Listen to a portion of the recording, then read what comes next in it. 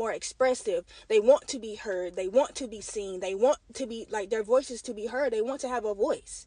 But this is why we have influencers. This is why we have young adults that want to have their own schedule and not work a 9 to 5. We have students that are more engaged in their phones instead of engaged into their education. We have young people just being, rebellious. They just don't want to listen. And it hurts my heart because the first thing that we do is come up with discipline. We have to discipline them. And then the second thing we do is create more strict policies and that fuels the situation rather than solve it. And so I'm here today to let you know and say, why are we the only ones that has the right to make decisions for the ones that it really impact, which is the young people?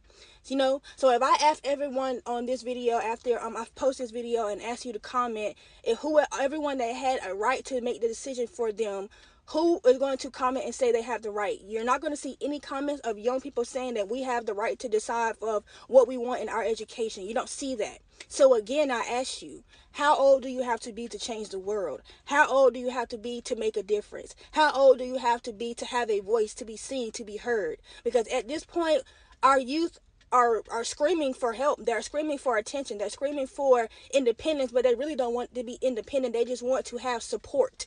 They want to be supported. So let's support our youth and tap into their the potential that they have that they never knew they had. All these children here nowadays have all these talents, all these resources, all these different things that are able to do, but they don't want to do it or don't know how to do it because they're not supported. They're not given the resources. They're not given the opportunities to do these things. And so that's why I'm here as an advocate for today's youth and education, to get our leaders and our parents and our educators and the adults of the world to understand that our youth want to be heard. They want to be used. They want to be here. They want to have decision. They want to have that right.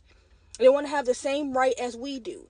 No, they can't do certain things like we can, but they can use their voice to implement and, reach more people. And, the youth, they come together as one. They're not really caring about the races and all these things. You see all that? Like, come on now.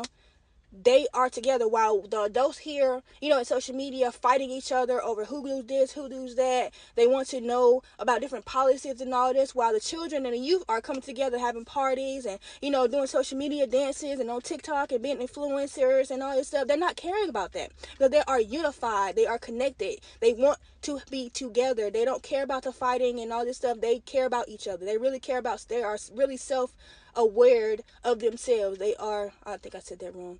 But you know what I'm trying to say. This is the world nowadays. Like, they really are a hands-on type of people, young people. They're very hands-on. They want to be included.